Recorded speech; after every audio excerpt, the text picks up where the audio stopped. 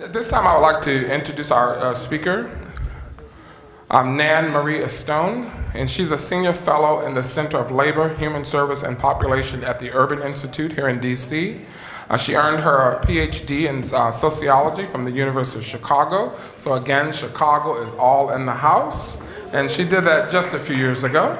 She has some great experience. And after an NIH postdoctoral training program at the University of Wisconsin, she joined the faculty of the Department of Population, Family, and Reproductive Health at Johns Hopkins. She was awarded the prestigious W.T. Grant Faculty Scholars Award in 1991, and Professor Stone has been a deputy editor of Demography, the Journal on the Population Association of America. And Dr. Stone's principal substantive expertise is in family well-being and adolescent health, and she has a particular interest in adolescent reproductive health, male adolescent health, and fatherhood. And she is a new friend to the association. We've worked with the Urban Institute, but this is great to have a person that's part of our conference this time, and she was gracious to be with us today. So let's give her a warm welcome for the first time being with us, Nan Stone. Thank you so much. There you are. That's my slides. Yep.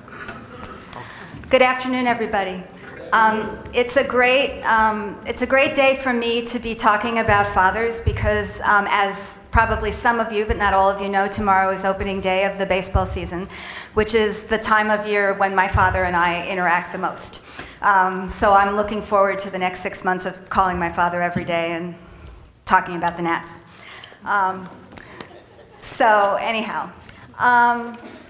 So I'm going to skip a lot of the slides that I have in my presentation. I apologize for that. I came this morning and realized a little bit about the mood of this conference, so I want to talk a little bit more about the motivation behind the research that I've done. I also want to say that I'm a demographer, a population scientist, so I tend to look at things from the big picture, and a lot of the speakers this morning looked, I think, a little bit more micro. So so that'll be a slight change in perspective. There we go. So I think actually, so how many of you have heard of or read this book, Our Kids by Robert Putnam? Anybody out there heard about it? Yeah. Let me tell you about the vision of America that Robert Putnam presented in this book, and made me, sort of inspired me to think a little bit more about what he painted. The portrait that he paints is one where affluent children have, over the course of the past 30 or 40 years, been the recipients of increased attention from their dads. So if you compare, basically middle-class or rich kids 40 years ago, most of the caretaking was being done by moms at that point. But now, without a decline in mom's attention, affluent kids are getting even more of their father's attention and are profiting thereby. His other portrait is that at the other end of the income spectrum, fathers are, he says, less involved with their children. And so there's an increasing separation in terms of that. And I wanted to take that on because that struck me, although I think some of his data is very interesting, a little bit stereotypical. And so what I looked a little bit into the research, and I found that what's true about research on fatherhood is that we know a great deal about relatively affluent men who live with their children. And we know a great deal about low-income men who do not live with their children. But that's a four-cell table, right? So what do we know about higher income men who don't live with their children, of whom there is a substantial number, and what do we know about low income men who do live with their children? I think it seemed to me that we needed to fill that picture out a little bit, and that's what I've tried to do in the research that I'm talking about today. So let's just review a little bit about the policy research on dads. For the past 3 decades, there's been an increase in stringency of child support payments. In general, the increased stringency is thought of as being successful. But the fathers of low-income, never-married mothers who are low-resource themselves have not shown the same amount of success. That's what policy research tells us. But there have been a lot of evaluations of programs that try to work with low-income fathers, and what those programs generally find is a bunch of important things. First, fathers are extremely eager to be involved with their children. That is something that they want, something that they view as positive. Some fathers face many barriers to employment. Fathers and mothers have complex families, and that creates some tension at times. Another thing that the research has really established is there's a lot of maternal gatekeeping. So there's a lot of mothers of children getting in the way of dads being with their kids as much as they can. And the other thing that's clear when you talk to men who go to responsible fatherhood programs or healthy marriage programs is that they enjoy the parenting classes. They like talking about how to be with their kids. And I've got some of the citations for all of that research. So every indication is that fathers want to be with their children. And I got sort of sad, although I totally enjoyed the presentation by the child support lady, and I think she brought us a set of new facts about child support that we all knew. But I said, why is it that we have an agency that's devoted to getting money from non-custodial parents, and we don't have an agency or any kind of social organization to try to get non-custodial parents to spend more time with their children? Why is that devalued? Why is that devalued? Why are non-custodial parents of both sexes judged by financial contributions instead of by their non-financial contributions, which every piece of research there is tells us are really important? Witness me, I'm 60 years old, and I'm still really excited that I get to talk to my father every day about the Nats for the next 6 months. Fathers are really important, or at least my dad was.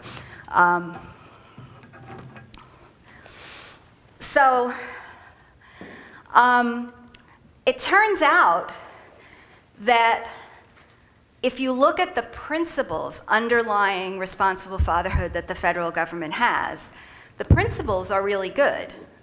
Whether or not each of these principles is acted upon in federal policy is a different question. But the Responsible Fatherhood Initiative at HHS is based on 6 principles. The first is that all fathers are important contributors to the well-being of their children. Okay? And that's the premise we have to start from. Parents are partners in raising their children, even when they don't live in the same household. That's really, really important. And getting custodial parents to recognize that non-custodial parents have a really important role to play is a really important policy goal. The roles fathers play in families are diverse.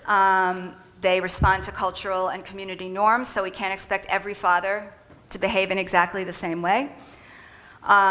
Men should receive education and support necessary to prepare them for the responsibility of fatherhood. And government can encourage and promote father involvement through its programs and through its workforce policies. Now, again, listen to that. Through its workforce policies. Like, what are they expecting from men? They're expecting from men money, right? They're not expecting nurturing, they're not expecting love, they're not expecting fun, they're not expecting to talk to their 60-year-old daughter about the Nats. Now, that's the policy research. There's been some basic research that I've already actually referred to. In general, over the last 20 or 30 years, there's been a lot more research on fatherhood. I'd like to call out Jeff Evans in the back of the room, who did a lot to promote that. And the image, as a result of that research, the image of the deadbeat dad, who's usually has undergone a lot of scrutiny and denial by research. Essentially, what research has found is that most men are romantically involved with their child's mother if they're not married to them at the time of the child's birth, and exhibit an enormous amount of involvement with the child around the time of the child's birth. That's what research has found about fathers. So that image is perhaps not out there in the soup in the culture, but that's what research has in fact found. So to sum up this policy research and this basic research, both policy and basic research have focused on low-income non-residential fathers. Both policy and basic research have moved away somewhat from the deadbeat dad concept, as witnessed by those 6 principles of the Responsible Fatherhood Initiative. Basic research, not so much policy research, has uncovered a great deal about married resident fathers. And there's a paucity of research on fathering among higher income non-resident fathers and among lower income resident fathers. And that's what I set out to address. So the questions that I asked in this, and I'm not going to go through the incredibly boring detail of all of these. I'm going to show a couple of slides and then cut to the chase. But the questions I asked was, how does the prevalence of fatherhood and multiple partner fertility, that is having children with multiple mothers, vary by income? How do fathers' contributions to child support and contact vary by income, because those are important? And how do fathers' parenting practices? And this is the piece that is really left out. And I'm going to focus on the parenting practice piece because the others, I think, are better understood. So the data, just to talk a little bit about data, because as a demographer, I think data is really important. The National Survey of Family Growth, which has been since 1980 the major source of information on reproductive health in the United States, started including men in the 1990s. That was a huge fight. There were many, many people who did not think it was important to get data on the reproductive health of men. So it was a huge fight to get men included. And I understand that yesterday there was a presentation about how we're now going to have PRAMS data, data on pregnancies from the father's point of view, and I think that that's really exciting. And one of the things is, if we want to make men's health and men's involvement with their children central to the discourse, we have to collect data on that. And the federal government needs to be pushed to collect data on that. But they were in the 1990s, and they began collecting data on men in the survey, and more recently they've included questions on fathering. So I'm going to skip over this. The sample that I'm going to talk to you about today is the sample of fathers who responded to questions about fathering with respect to a specific focal child. So the father was asked to think of one of his children. I believe it was the youngest, but I'm not sure. So that he would answer the questions very specifically about one child. And it includes men who have a residential child, men who have a non-residential child, and the child has to be under the age of 19. And fathers who had both a residential and a non-residential child could answer both sets of questions. So the men in those two samples could be actually the same. So let me talk a little bit about measures. I noticed I was here this morning for a talk that you had about positive interactions with children. Obviously, when you're doing a survey of thousands of people, you can't observe interactions with the child. You know, if you had a developmental psychologist or a pediatrician here, he would want measures of parenting to be videotapes of the father interacting with their child. When you sample 10,000 people, you can't do that. So we have measures of 3 different dimensions of fathering, which have been identified as theoretically important. Positive engagement means basically playing with the child, working with the child, taking the child on outings, interacting with the child. Warmth, which is the nature of the loving bond between the father and the child. And responsibility, which has to do with, does the father not just play with the child and have a warm relationship with the child, but rather does the father do the chores that are involved in having a child, maybe taking them to doctor's appointments, diapering if the child is an infant, like that. And we know that these practices have been shown to be positively correlated with child development. So we know that these are good things for fathers to be doing. So just to give you a flavor of what the measures are for engagement, they always ask these separately for little kids and older kids. So for younger than 5, did the dad take the child on an outing, have an evening meal with the child, play games with the child, and they always give examples of peekaboo and games like that, and read to the child weekly or more. For older children, the taking on an outing and evening meal is the same, but they ask about helping with homework and schoolwork in general. So I'm going to talk about this. Does this work? Can you see that? Well, basically all of my slides, and this is the only one I'm going to spend any time on, show the same pattern. We have 4 groups of bars. The first 2 are residential fathers, fathers who live with their kids, high income and low income. And then the second set of bars are men who don't live with their children and who are low income or high income. So that's basically how the problem goes. And the findings, I mean, I could walk through findings on engagement with 5-year-olds, engagement with older kids, and I wouldn't bore you with the details because basically the findings are the same. That is, if you look at residential fathers, all residential fathers, there are no differences by income in how fathers interact with their children. The low-income men are doing just fine. And if you look at non-residential fathers, they interact with their children much less, which is not a huge surprise.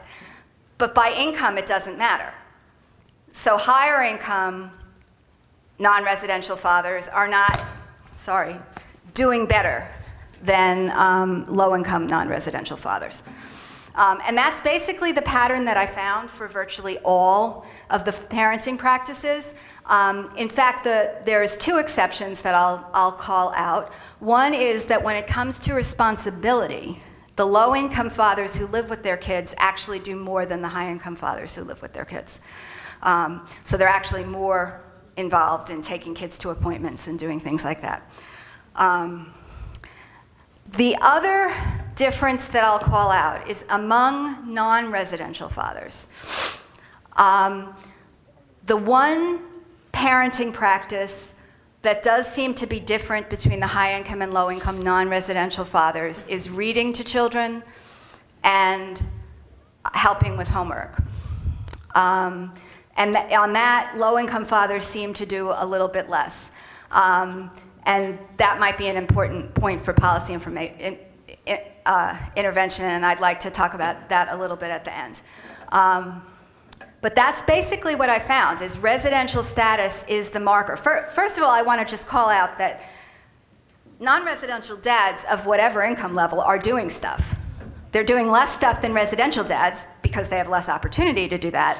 But they're not doing badly. But the really important point is that income differences are not important here. It's residential differences that are important. So again, I don't want to bore you with all of this. Let me go back, though, to the responsibility, just to show you the kind of things. Taking kids to appointments, for the babies, giving them baths, diapering and toileting, putting the child to bed. For older children, taking child to appointments, taking them to activities, and knows everything or most everything about the child's friends. So that's what responsibility is, how responsibility is defined in this data set. And that's the piece where low-income men who live with their kids are actually doing a little bit more than high-income men, contrary to stereotypes about dads. So in summary, most low-income men live with at least one of their children. Among non-residential dads, low-income men are less likely to see their children regularly. That's true. But among residential fathers, there are no important differences in fathering by income status. Low-income fathers who see their children regularly, and those are the ones that obviously those are the ones that have parenting practices we can avoid, exhibit positive parenting practices, than high-income non-residential fathers. These differences are small by comparison to the findings for residential and non, and the largest differences are found with reading and helping with schoolwork. So, we had no questions on discipline, and we had no questions on co-parenting, which I think are important gaps. So what are the implications of some of this? An important goal of policy and programs for fathers should be increasing contact between low-income non-residential fathers, but maternal gatekeeping needs to be addressed.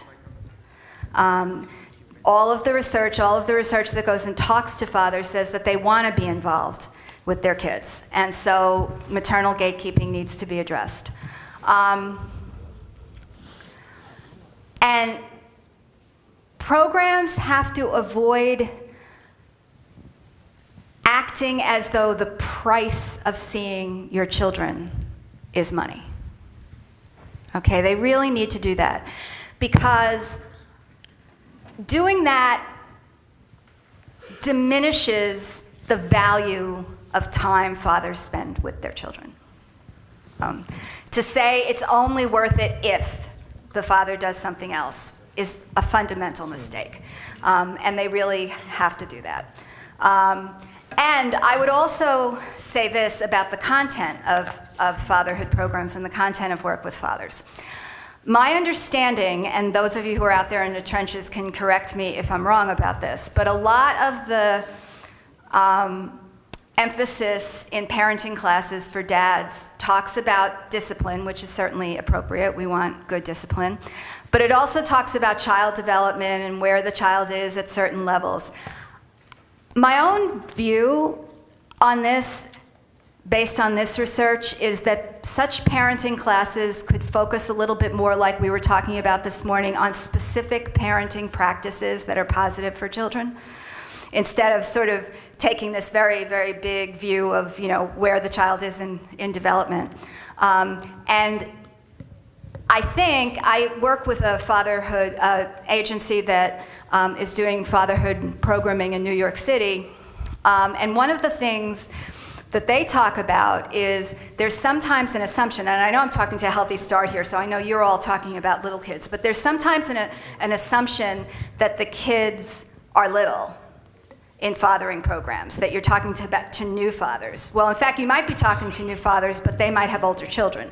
And so I think the parenting practices of helping with homework and reading to children are not being emphasized as much as they might be, because that's the only place where I'm really seeing differences. And I think that that's an important parenting practice that we should be talking about, not just discipline and how to engage with your child. And responsible fatherhood programs should try to address co-parenting and include the mothers of their children when possible. And some attention here needs to be given to higher income non-resident fathers who are not doing as much as higher income resident fathers. The differences are the same. And once again, I want to call attention. I'm a sociologist as well as a demographer, so I tend to think in systemic ways. The higher income fathers are somewhat more likely to be paying child support than the lower income fathers. That difference is not as big as you would think, but it's there. And so the message to those fathers is, you're doing enough.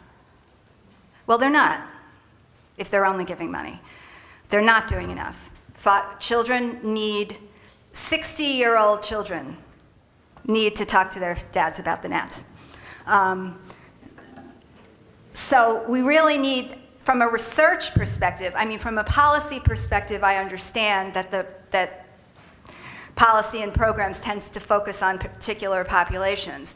But the basic research, and maybe some of the policy, needs to be talking about father involvement among higher income non-residential fathers, because they're doing as well as the low income fathers who appear to need our attention and intervention. So why don't the high income fathers need that?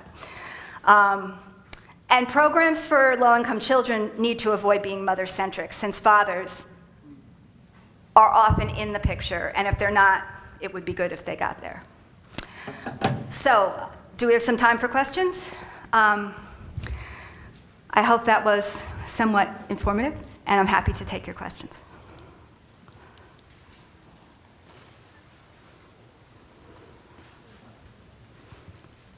No questions? No.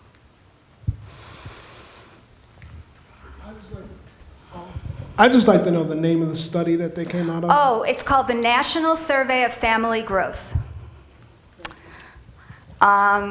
It's the major source of information about reproductive health in the United States, has been since the early 1980s. It has some limitations, so let me just state them.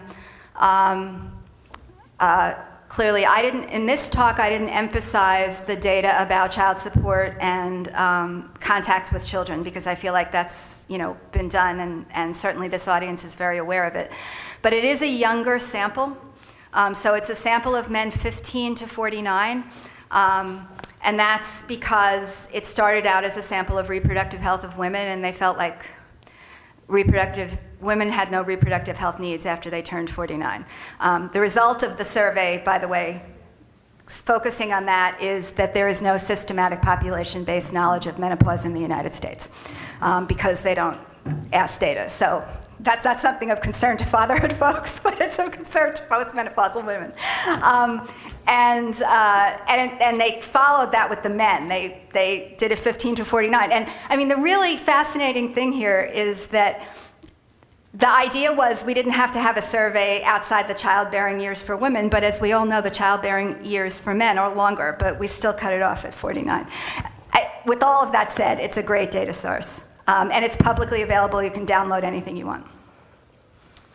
I'm just wondering if you have if you've been able to dive deeper into this idea of maternal gatekeeping, because that's something that comes up a lot, but I have yet to hear any concrete strategies for starting to break that down. Well, I know of one concrete strategy that I heard about recently at a child support meeting that I attended. There is a judge, I believe he's in Minnesota, and he calls his court co-parenting. I don't think he calls it co-parenting camp, but he has some name that I can't remember. And I can get this information to Ken to spread it out to the membership if you need.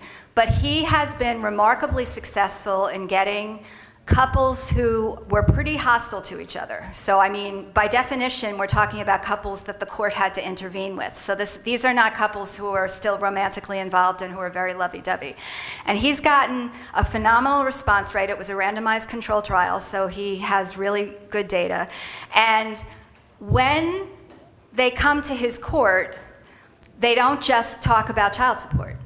They make an agreement on co-parenting, like what will be the process of co-parenting? What will the dad do? What will the mom do? Recognizing that most people, certainly not me, do not realize at the time that their infant is born what parenting will consist of when the infant is 16. They actually insist that the parents put into this agreement processes by which they will renegotiate this as the child ages and as their own circumstances change. They identify people in their lives who might serve as mediators if things get tense down the road. It's an incredible project, and that judge has pretty much done it on his own. But I mean, what he argues, and he's passionate about this, he's just a fascinating man, great person next year for your conference. What he talks about is it's ridiculous to only focus on child support when a couple comes to court, as if that's the only thing that matters. And by doing this agreement, it calls attention to the fact that dads and moms, by the way, I mean, it has stuff that the mom should do, that a co-parenting agreement, this is something going forward. As I said, he's got great data because he actually did a randomized control trial. He put half of his people that were assigned to his court in this group that got this, and the other half, just got the normal stuff. So he's got very persuasive data, and that's the best I've known about doing it. There's not a lot of research on maternal gatekeeping. I would certainly like to do some. That is my hope, to do some in the future. I haven't had a funding opportunity to do that. Yes? Yes, Could we bring the microphone here so everyone can hear the question? Okay. I offer the microphone to you. You can come to me next. Thank you. A couple comments, more of a comment than a question. So the survey of family growth is by our National Center for Health Statistics, and it took 30 years to include a sample of men.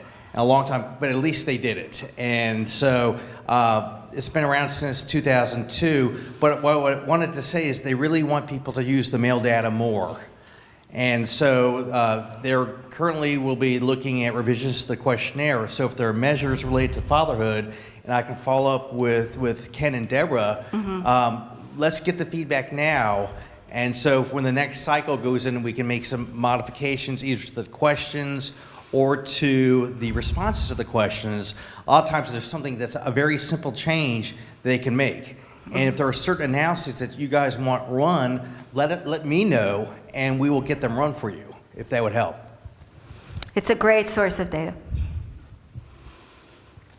As will the PRAMS data when it comes along. Thank you for the plug. I just have one question. Sure. You had mentioned that that with respect to young children, that the programming is mother-centric, and that was one of your key bullets.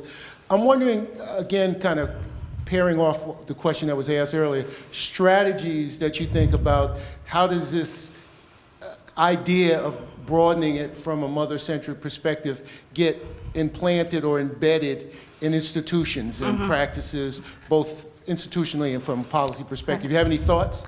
I do have a few. And they are not informed by data, so can I just put that disclaimer out there? But some of the remarks that, some of it comes from, I was talking about this at lunch. I've done a little bit of research on men's reproductive health, and boys feel very alienated, young men, feel very alienated when they walk into a reproductive health clinic, see pictures of moms all over the walls, see handouts for moms. They go to the vending machine while they're waiting, and the vending machine only has diet soda. The magazines that are lying there are fashion magazines, and the men's room are 3 floors away. Okay, so this stuff matters. These practices matter. So one issue, I think, is to make things less mother-centric, is to have an atmosphere that expects men. An atmosphere that doesn't specifically make a man feel like he's a stranger in this place. That's one thing. Sometimes it can be as simple as when a parent is filling out forms, they'll have something like name of mother, like as if the mother is the only parent that could come pick the child up. So I think that I'm talking now about practices. I don't think practices are unimportant. Institutionally, though, I go back to what I said. I mean, there's no federal entity charged and associated daughter state entities associated with trying to get men to be more engaged as parents with their young children. Until we have some sense of urgency about this, I don't know. And the real, and I don't want to minimize, I just want to say here, I don't want to minimize the fact that there are moms out there who need money. That's not at all what I want to say. That's true. That's absolutely true. But we've taken that fact and we have implied to a whole lot of men that what they have to contribute to their child is money. And in fact, that's not enough. I mean, he can give all the money in the world. I mean, a kid is going to miss their dad, even if dad is giving money. I mean, and we just don't have a sense, an institutional sense that that's, and my own personal feeling is we do have that about women. We do have that about mothers. That it's important that mothers be nurturing and caring. And a mother who's not that feels a stigma. I don't like to improve, but we need some form of stigma against dads who don't interact with their babies. Yeah. Are you aware of any data or research that shows fathers being sort of discriminated against home loans or car loans because of child support? So let me paint that picture.